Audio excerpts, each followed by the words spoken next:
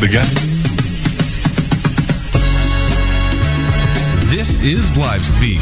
We're bringing you tech news, Kickstarter investment strategies, and anything else we feel like we need to discuss with you.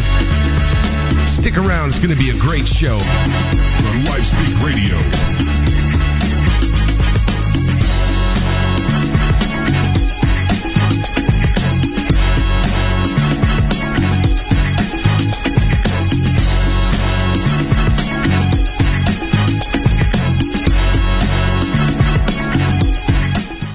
Welcome everybody to Diet Livespeak, broadcasting on iHeartRadio, Spreaker.com and via our website at livespeakradio.com. My name is John Rainey and I'll be your host for today's show, so let's get right down to it and start off with some of the tech stories that have been in the news over the last few days. It's time for the news.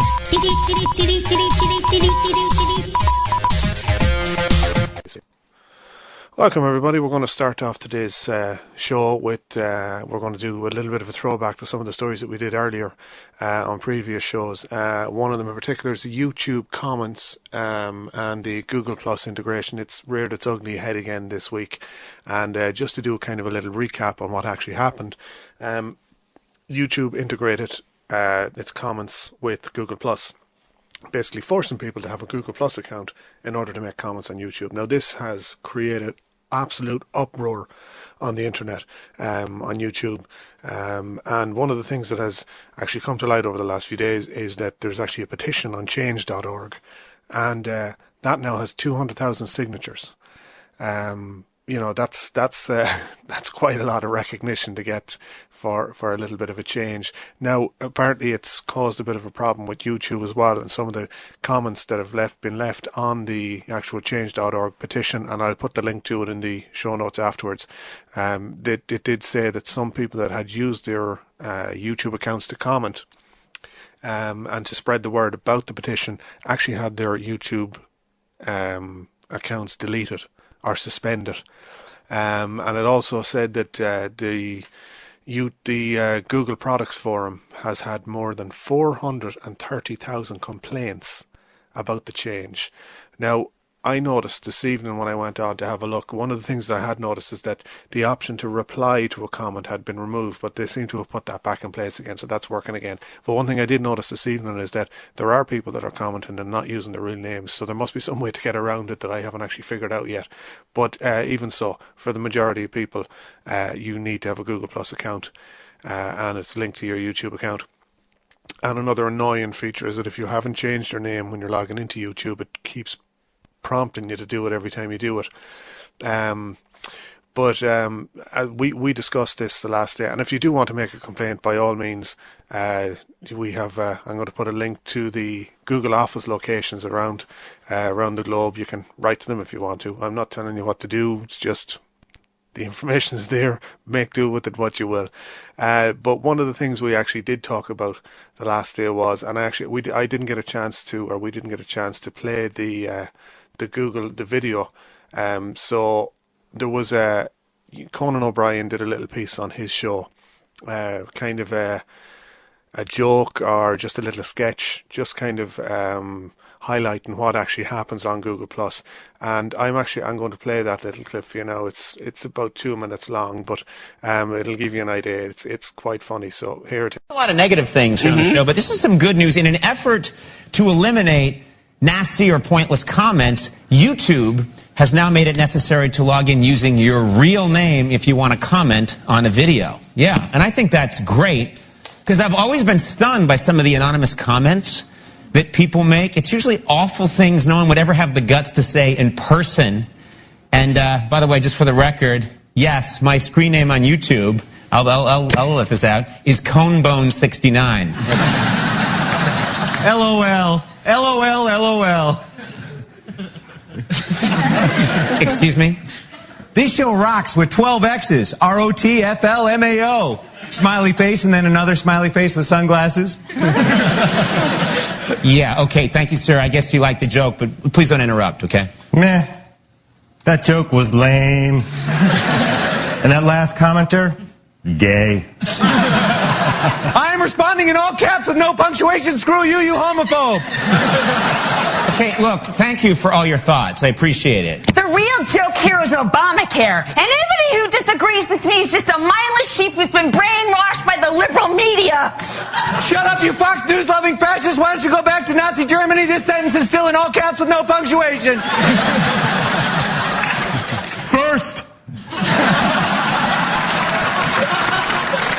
Okay, that's it. Just stop. Excuse me. Yes. What is it? This better be important because I'd really like to move on with the show. Yes, I promise this is very important. Okay, fine. What is it? My sister-in-law makes thousands a week working at home, and you can too. http://www.makemoolah@home. I've clearly lost control here. Worst show ever. Andy, what are you doing in the audience? Stop being a jackass. Haters gonna hate. That sketch was a comment on where we are as a society, and if we're not careful, where we're headed. Now, I thought that was quite funny, especially the part about my sister makes thousands of dollars every day, but it is a true reflection on, well, when I say true reflection, a pretty accurate reflection on what type of thing was going on, not just on YouTube, kind of on everything. Obviously, it was a dumbed down version, there was no bad language or anything like that in it, but it gives you an idea of what was actually going on. And we discussed this as well earlier on, or actually on Sunday's show, and we actually played the censored video, or the censored audio clip of Emma Blackery's FU Google Plus. We've played that a couple of times now at this stage, but what I'll do is afterwards I'll put the link in the show notes for the actual video if you want to watch the full uncensored version. But to this point now, that video, it went up on YouTube on November the 8th, so that's 12 days ago. Up to this point it's received 1.368 million plays. That's in 12 days. And it has 177,082 likes and 29,490 comments. Now, that's 29,490 people who've obviously signed up to Google Plus as well. But as I said, that was uploaded on the 8th.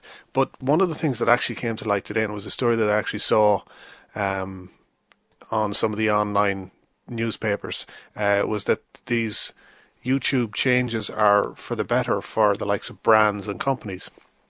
What they're saying is that it's becoming a much quieter place. There was a story a couple of years back that some prominent company started an advertising campaign on YouTube. Now, I don't know what the name of the company was because they never actually gave out the name of the company. But what they did say was that one comment sparked off a barrage of abuse for this particular company, and they pulled the campaign. And this sent a message to advertisers, to YouTube owners at the time, because I suppose this was pre-Google days. So basically, all the corporate brands stopped their advertising campaigns on YouTube because of that. But what's come to light recently is that there's a YouTube partner called vidIQ, and apparently they help brands like eBay and Warner Brothers to navigate YouTube and to kind of set up advertising campaigns. But anyways, they ran a survey of 13,000 random channels, and they found that there were 40% fewer comments since the changes were implemented. And a spokesman for vidIQ, Robert Sandy, said that YouTube is just putting so much more emphasis on making it a friendlier place for brands.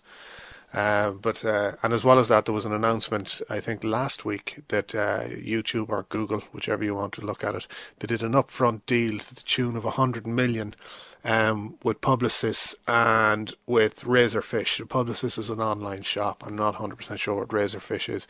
I'm sure there's plenty of people out there that do know what it actually is.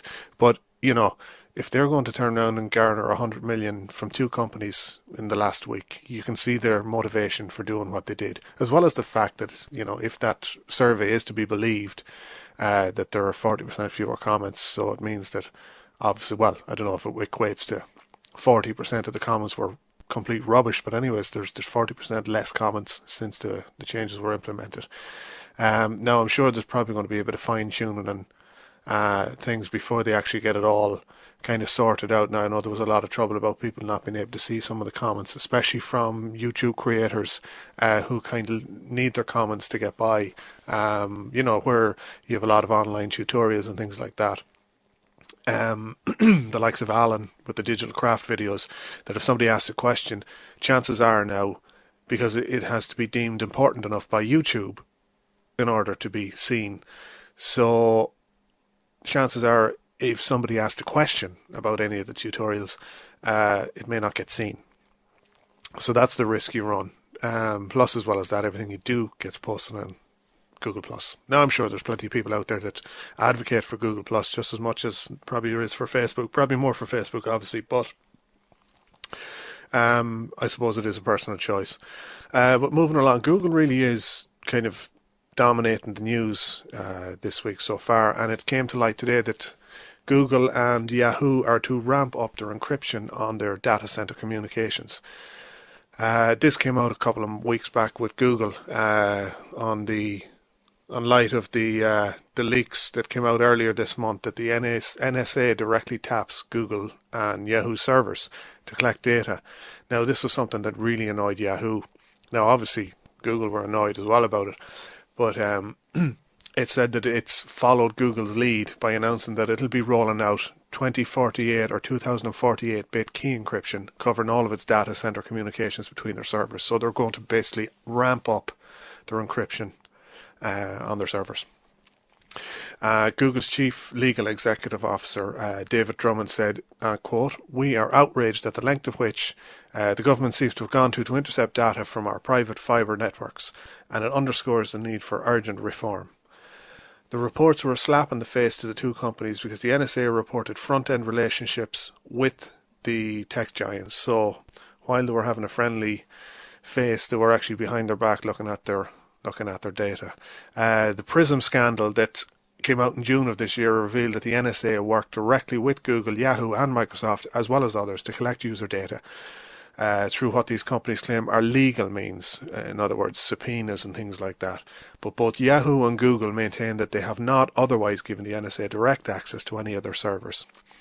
Yahoo says that it'll have the new encryption set up by the end of the first quarter of 2004. So, that's a good thing. The more encryption that's on, really people shouldn't have access to.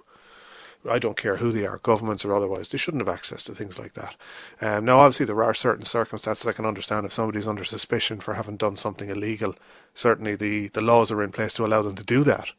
As I said, by legal means, with subpoenas and what have you. But I don't think they should be able to go in and just view stuff willy-nilly. It's not on. But yeah, that's something that hopefully will be in place before the end of March for next year. Another story that just came to light actually just while I was doing a bit of research for tonight's show was that Microsoft is kind of upping its campaign against Google Chrome. And what it's done is it's actually announced today that it's going to sell T-shirts that claims Google Chrome is stealing your data. These are not just T-shirts, they're selling T-shirts, hats, mugs and sweatshirts that bear slogans from its Scroogling campaign that needles Google as bad on privacy. And this Scroogling campaign started a few months back, and they've been poking fun. Microsoft have basically poked fun at everything in recent months. They poked fun at the iPhone, the new iPhone 5 release when it came out last month, which I thought was pretty pathetic. That's just my opinion. Other people may have a different opinion, but my personal opinion was that I thought it was pretty pathetic. But as I said, the clothing line was released today, and the products have a Chrome logo followed by the text, "Keep calm while we steal your data."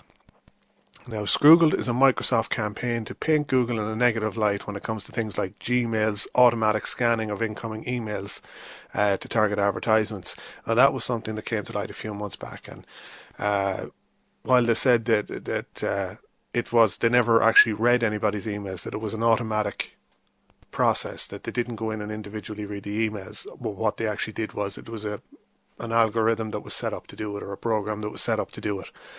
So they weren't directly reading people's emails. But just if anybody is looking to get any of these, I'm sure you'll be able to find them, but the t-shirts will set you back about $12. And I was thinking then afterwards that maybe we should make t-shirts saying, keep calm while Microsoft continue to make products that allow backdoor access to your computer data.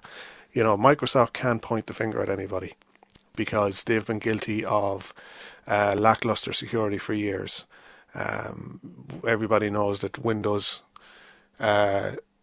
is rife with automatic updates for certain security issues. You know, you go to the Windows Update website and you'll see security updates. They're just constant. So they can't talk and they can't point the finger at anybody else. Get your own house in order before you start pointing your finger at anybody else.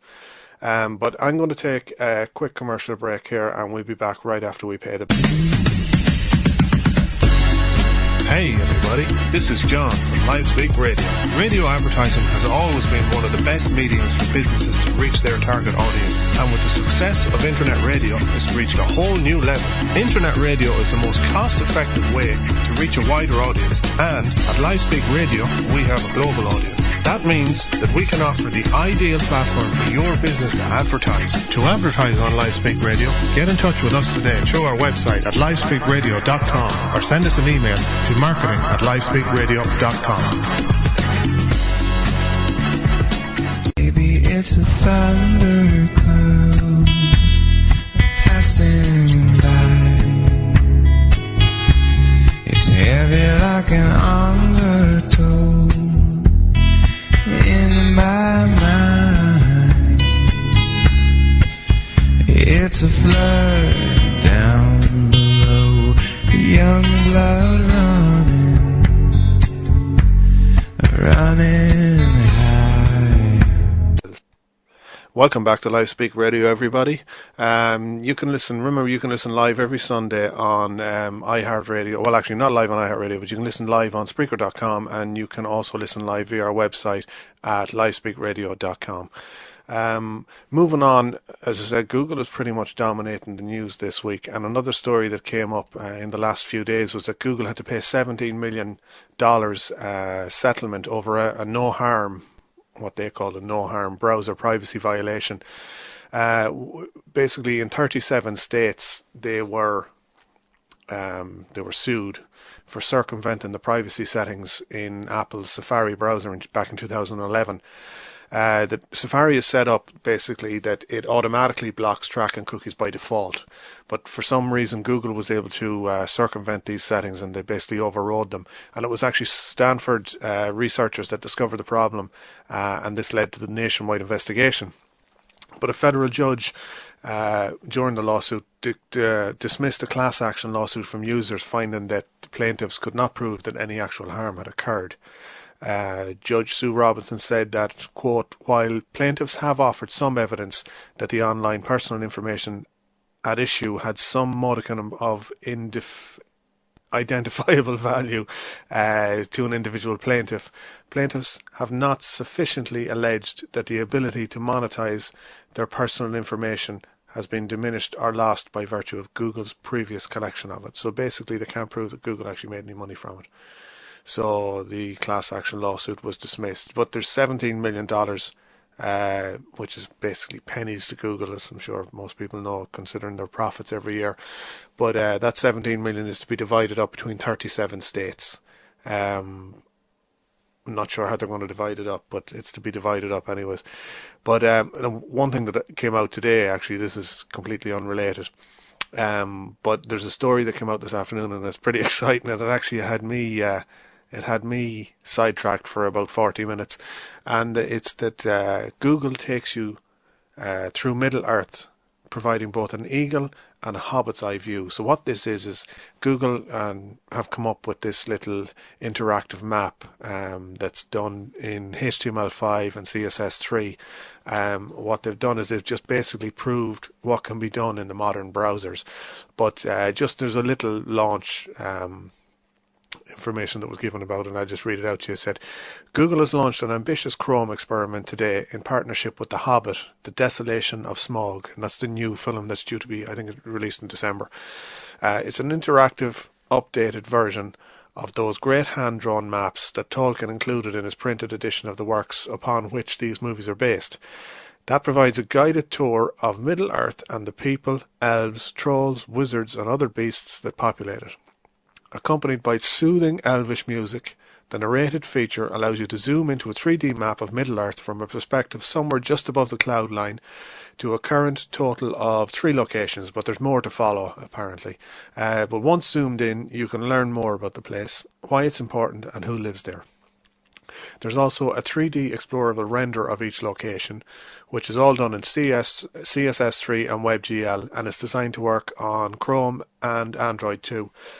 And it's really just to kind of highlight what you can do with an Android browser.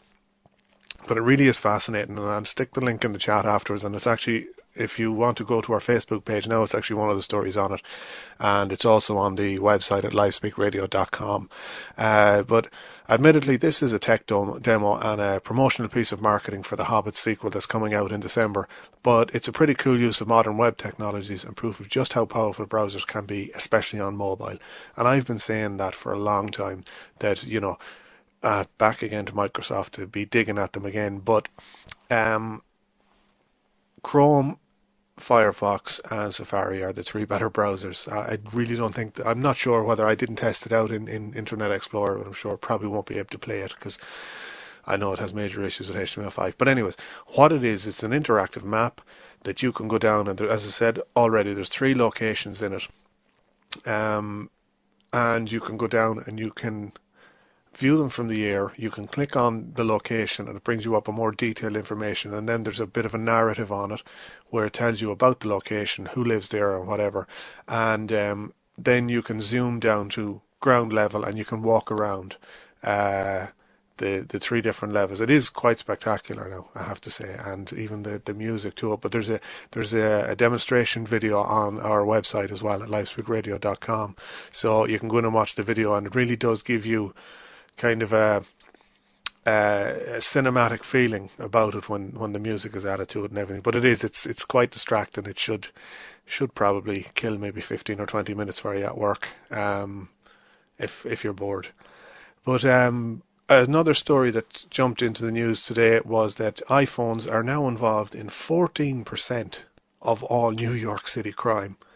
It said that the NYPD announced that there were 16,000 apple picking thefts in 2012, and that's what they call them, apple picking.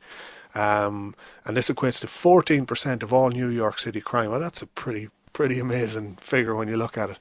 It said that 45% of all 2013 robberies in New York City involved cell phones. That's nearly 45% of robberies involved cell. That's a huge figure.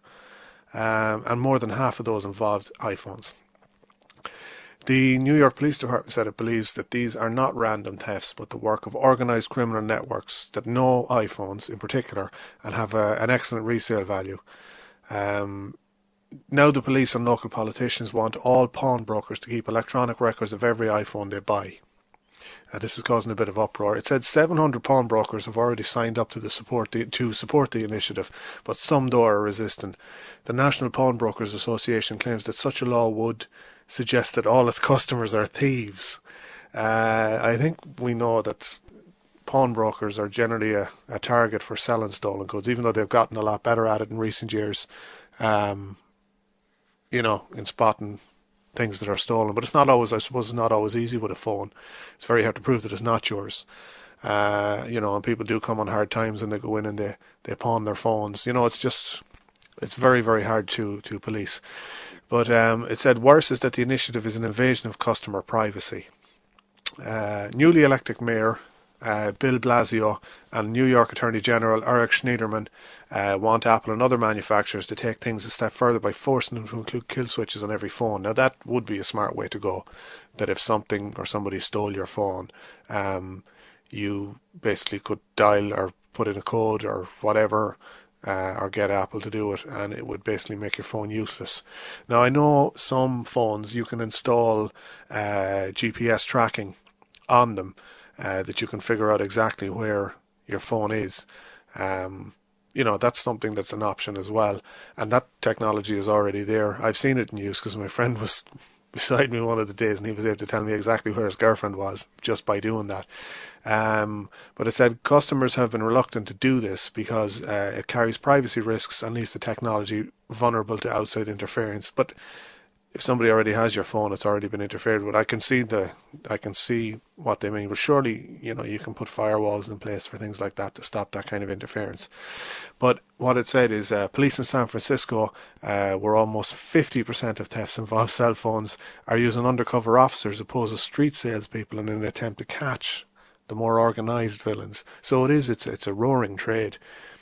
But you know, it came out as well today that Apple and the likes of them don't want to put in kill switches into their phone because it's increased sales for them too, if you look at it that way. So my phone is stolen in the morning and some guy has it. I'm going to have to go and buy another phone. So if I'm an iPhone owner, that means I'm going to have to spend probably $400 to buy a new phone. You know, so it's increased revenue for Apple as well. So yeah, that's the iPhone. But one of these really, really interesting stories that came out today was it's a new piece of technology, and it's called the Avena smart glasses. And what they do is they offer nurses a through the skin view of patients' veins. You know, it really is a spectacular technology, but I'll just read you a little bit about the actual piece of technology first and there's an audio clip to go along with it to do it more justice than I would, and I'll play that afterwards, but I'll just read you this little bit about it. It's not always easy for nurses to find the right vein for an intravenous drip. The target vessels are sometimes hidden below the skin. Avena's Medical's new Eye-On smart glasses may make those injections a little easier. The Moverio-based eyewear overlays a 3D blood vessel map on the patient, helping the nurse insert even a tricky IV line on the first try. It can also tap into the hospital medical records and share imagery with doctors in remote locations. There's no word yet on which hospitals are going to get it, but it's supposed to ship in the first quarter of 2014. And as I said, I have a clip of the promo video. What I did was I took the audio from it, and I'm going to play that for you now. So it's just about 2 minutes long. Avena introduces a breakthrough technology that literally sees through the skin to the vasculature beneath. It's called Eyes On, the first wearable point-of-care system for hands-free, real-time vascular imaging. There's no other imaging system that can provide such clear, real-time, anatomically accurate images in a simple-to-use unit. And Eyes-On glasses are worn by the nurse right at the bedside to quickly and easily visualize a patient's veins anywhere at the point of care. Eyes-On makes intravenous access fast, accurate, and precise. No more guessing which vein is best. No more hard-to-access veins that lead to multiple needle sticks. No more help required from multiple members of the medical team. And no more wondering if the vein has been appropriately accessed without extravasation or infiltration. With Eyes-On glasses from Avena, medical staff can clearly visualize the vasculature in real time and select the best vein for every patient, every time. Avena has carefully designed every aspect of the Eyes-On technology. The comfortable nose rest securely holds the glasses in place, even over corrective lenses. The lanyard can secure Eyes-On in place or allow hanging at the ready around the neck. Power supply and a belt-mounted computer keep glasses lightweight. Multispectral lighting can see fine detail both on and deep beneath the skin using 2 custom digital hypersensitive cameras that transmit real-time images to remote locations via Bluetooth, Wi-Fi, and 3G wireless connectivity, with internal storage allowing easy documentation with video and photos. Dual built-in speakers for 2-way audio conferencing, and a variety of accessories to fit every application. Eyes-On glasses from Avena, because easy and comfortable intravenous access is important to patient satisfaction. Experience the clear advantage. Minimize the need for multiple painful sticks. Improve patient care and increase patient satisfaction. For more information on Avena medical glasses or other Avena imaging systems, visit avenamed.com.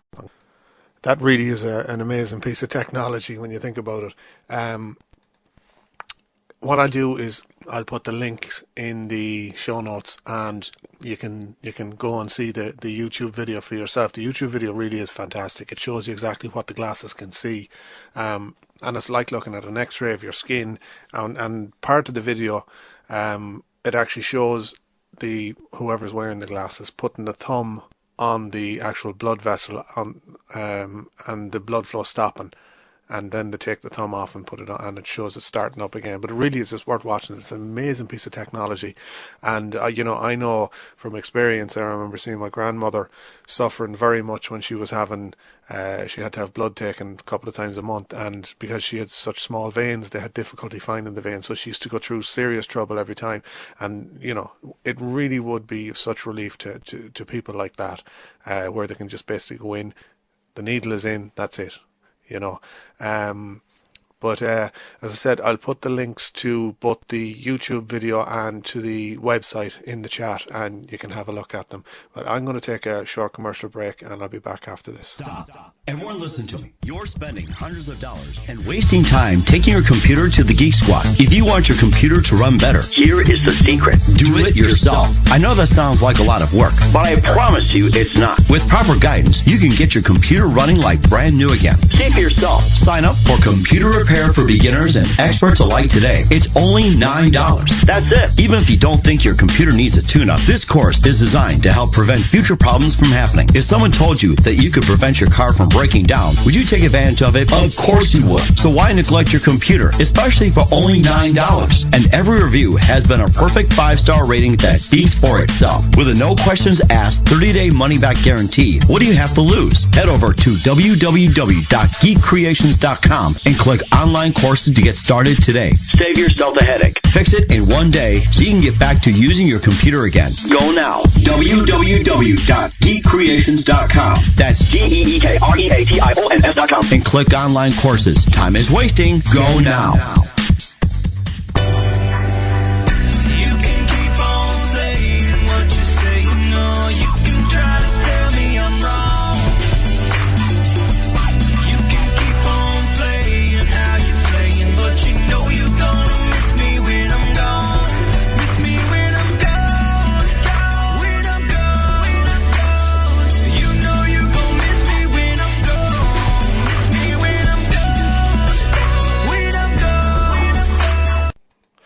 Welcome back, everybody, to Livespeak Radio. This is John Rainey, giving you your midweek dose of tech news. What we're going to do now is I'm going to move on to some WTF news. 5, 4, 3, 2, 1. What the f***? Yeah, we don't want to do anything to scare your children. And this week's story, it's a pretty strange one.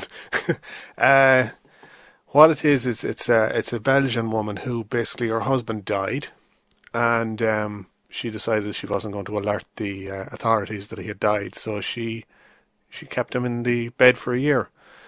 Yeah, you did hear right. She slept with her dead husband for a year, while it decomposed. It was only came out this week that the authorities discovered it. 79-year-old Marcel H., so they're kind of withholding the name, I'm sure, from Liège in Belgium, died back in November of 2012 of an asthma attack. And his wife was so upset that she failed to report the death and continued to sleep with the body until Belgian authorities made the bizarre finding on Tuesday, November the 19th. They were led to the apartment because the landlord claimed that the couple hadn't paid their rent since last year, and neighbours had reported a bad smell.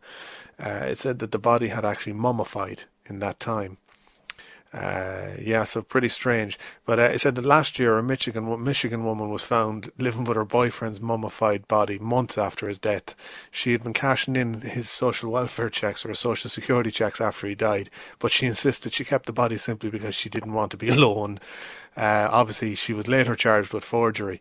But yeah, I suppose, as they say, it does take all sorts. But that's pretty much it for me for this week. I'll catch up with you on Sunday on the live show, and don't forget to tune in As I said, you can hear us on iTunes or iHeart Radio, and you can listen live on Sunday via Spreaker, or you can listen live via our website at livespeakradio.com. So I'll talk to you again on Sunday when myself, Alan and Justin will be doing the live show. Thanks everybody for listening.